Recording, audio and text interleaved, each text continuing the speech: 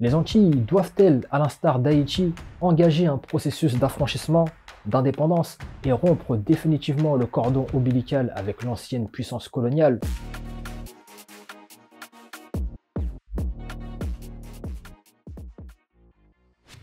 Dans cette vidéo, nous allons revenir de manière synthétique sur la situation économique, sociale et historique des Antilles, notamment les derniers mouvements de contestation survenus en Guadeloupe et en Martinique. Nous essaierons ensuite de comprendre pourquoi cette situation perdure depuis maintenant des décennies et quelles solutions, quelles alternatives pourraient permettre aux populations antillaises de rétablir la justice sociale. Ces derniers mois, les Antilles, notamment la Martinique et la Guadeloupe, ont été secouées par des manifestations contre la vie chère. Des revendications portant essentiellement sur le coût élevé des produits de première nécessité, pour la plupart importés, et des pratiques abusives, pour ne pas dire frauduleuses, de la part de grands groupes de distribution tenus majoritairement par les béquets. Des mobilisations se traduisant par des blocages routiers, des rassemblements devant des ports stratégiques comme celui de Fort-de-France, ainsi que de nombreuses grèves, mais également par des arrestations de citoyens, de militants, de leaders, tels que Rodrigue Petitot, nommé le R. Afin de véritablement comprendre l'objet de ces revendications portant sur la vie chère, il est nécessaire d'analyser les événements antérieurs déterminants qui ont conduit à la situation socio-économique actuelle des Antilles. Tout d'abord, la prolongation, le prolongement de l'héritage colonial français qui continue d'exister jusqu'à aujourd'hui à travers les béquets. Qui sont les béquets? Les béquets sont les descendants des colons français installés en Martinique depuis le XVIIe siècle. Ils ont bâti leur fortune principalement sur l'exploitation des esclaves africains. Les historiens estiment à 700 000 le nombre d'Africains déportés durant la traite négrière. Ils détiennent environ 40% du pouvoir économique en Martinique et en Guadeloupe. Leur influence s'étend également en Guyane, à La Réunion et en République dominicaine. Ils contrôlent plus de la moitié de la production bananière, une industrie clé de l'île de la Martinique. Démographiquement, ils représentent moins de 1% de la population, mais possèdent 52% des terres agricoles, un héritage qu'ils se transmettent entre eux de génération en génération, et ce depuis le XVIIe siècle. Installés principalement en Martinique, ils pratiquent un communautarisme totalement décomplexé et prônent un clivage racial, les métis étant exclus de la communauté béquet. En marge de la population antillaise locale, ils résident dans des zones spécifiques, principalement dans la commune de Capesterre, également nommée Béqueland. Concrètement, comment se reflète cette situation économique? Eh bien, les béquets dominent des secteurs stratégiques comme l'agriculture, notamment avec la banane, le commerce et la grande distribution. Des groupes comme GBH, dirigés par Bernard Ayotte, contrôlent une grande partie des circuits de distribution et de production, consolidant leur pouvoir économique et les plaçant dans bien des domaines dans une position de monopole leur permettant de fixer leurs prix et donc leurs marges. À titre d'exemple, pour des produits de première nécessité, comme l'eau ou le lait, on a des différences de prix de 2,5 à 4 fois plus élevées qu'en métropole. Pourtant, la Martinique est depuis 1946 considérée comme un département d'outre-mer français avec un statut juridique garantissant l'égalité des citoyens, mais les disparités économiques et sociales sont manifestement bel et bien présentes. Pour justifier cette situation, les industriels béquets avancent que leurs coûts de production sont bien plus élevés qu'en métropole, pointant du doigt l'insularité du territoire et l'impact de l'octroi de mer, cette taxe sur les produits importés visant à financer les collectivités locales. Pourtant, ces industriels béquets bénéficient de la part de l'État français d'avantages fiscaux, notamment la défiscalisation, leur permettant d'investir dans des équipements tout en étant exonérés de certains impôts. Cependant, cette mesure ne se répercute à aucun moment sur une éventuelle baisse des prix de ces produits. D'ailleurs, un rapport parlementaire a clairement infirmé ce semblant d'argumentation en critiquant les marges des industriels béquets jugées excessives et injustifiées. Ce rapport parlementaire met aussi en lumière le monopole et l'oligopole des béquets dans les circuits de production, de distribution et d'importation. À savoir qu'environ un conteneur sur deux de denrées alimentaires est importé par les groupes dont les béquets sont à la tête. Les béquets détiennent un pouvoir économique de plus en plus diversifié au fil des années.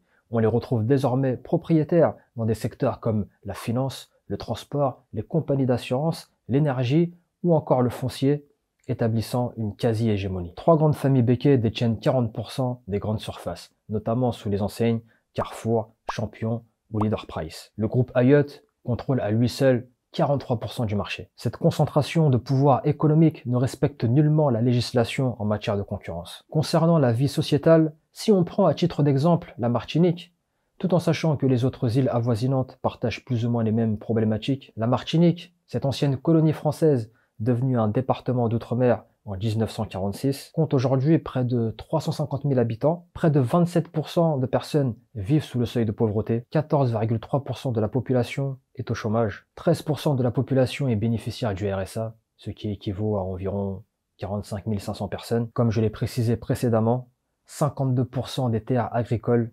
appartiennent aux Békés, qui ne représentent que 1% de la population et concentrent à eux seuls 20% de la richesse de l'île. Une des principales ressources de cette île, la banane, qui est le deuxième plus grand employeur avec près de 12 000 salariés. 30% de la population est au SMIC. Dans ce contexte socio-économique, on imagine très facilement les difficultés auxquelles sont confrontées les populations antillaises en termes de pouvoir d'achat. Et par conséquent, la colère, les revendications de nos frères et sœurs antillais sont clairement légitimes. Il faut l'admettre.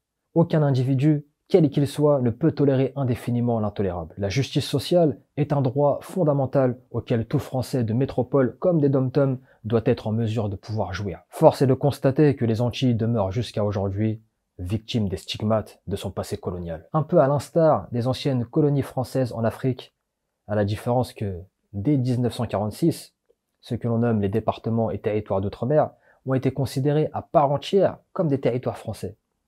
Ce qui sous-entend, en théorie bien évidemment, un statut de citoyen identique à ceux des citoyens français de métropole, alors que dans la pratique, la réalité est tout autre. Rappelons que les anciens colons français, les Békés, qui dictent le beau temps et la pluie en termes de pouvoir d'achat, en imposant leurs prix et dégageant des marges démesurées, ont bâti leur fortune sur l'exploitation des esclaves. Lors de l'abolition de l'esclavage, ils ont été indemnisés par l'État français en compensation de cette abolition, tandis que les esclaves, devenus nouvellement libres, ont été eux laissés pour compte, sans rien. Les Békés, représentant à peine 1% de la population antillaise, possèdent jusqu'à aujourd'hui près de la moitié des terres agricoles ainsi que du pouvoir économique.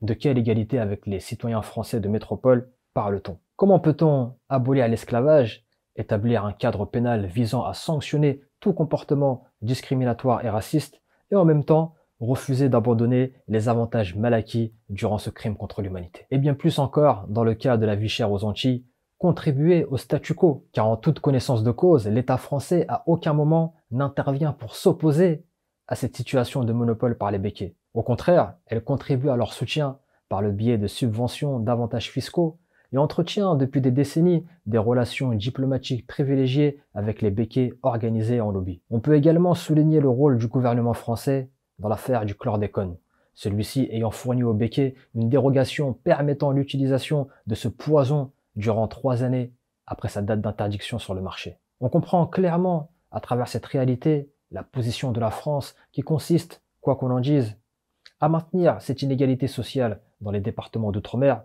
au profit des descendants colons français et au détriment des populations antillaises descendants d'Africains. Ce triste constat étant brièvement exposé, quelle solution, quelle alternative s'offre au peuple caribéen? Tout d'abord, dans la mesure du possible, le boycott des produits de la grande distribution pour se tourner davantage vers les commerces locaux. Au-delà des revendications, des manifestations, des mouvements de grève qui sont nécessaires, mais malheureusement à eux seuls insuffisants, pour rétablir la justice sociale, la communauté antillaise doit avoir comme cheval de bataille le développement de l'autosuffisance par l'entrepreneuriat. Soyons objectifs. Le changement ne viendra ni des institutions, ni des Békés qui n'ont aucune volonté ni intérêt à perdre leurs privilèges. Attendre de leur part une quelconque posture philanthrope à l'égard des populations locales relève de la plus grande hérésie. Albert Einstein disait « Les grandes opportunités naissent des crises ». C'est donc l'opportunité, le moment pour la diaspora antillaise et même africaine d'investir de manière significative dans ces îles, d'ouvrir des commerces périphériques aux grandes surfaces, de pénétrer dans les différents marchés et secteurs clés permettant d'instaurer au fil du temps un rapport de force économique qui permettra de rétablir dans ces territoires une concurrence saine. Autre point, poursuivre et intensifier sans relâche le combat juridique au sujet des réparations. S'il me semble, l'ancien maire de Sainte-Anne, Garcin Malsa, militant indépendantiste, avait en 2005 porté plainte contre l'État français pour crime contre l'humanité au sujet du chlordécone. 20 ans après, où en est ce dossier? Qu'en est-il? Il est également plus que nécessaire que le repartage, la redistribution des terres soit à nouveau réalisée. Il est inconcevable qu'une minorité békée de 1% continue à posséder 52% des terres agricoles, que les Antillais locaux, descendants d'esclaves, demeurent non propriétaires de leur propre terre. Vous savez, tout changement sociétal efficace dans le temps se fait de manière progressive et structurée. Le défi pour cette génération et celles à venir est de trouver le moyen le plus efficient pour détruire ce mécanisme de domination. Les Antilles doivent-elles, à l'instar d'Haïti, engager un processus d'affranchissement, d'indépendance et rompre définitivement le cordon ombilical avec l'ancienne puissance coloniale? D'après vous, serait-ce une chose envisageable et profitable aux populations antillaises? Faites-moi parvenir vos réflexions dans l'espace commentaire.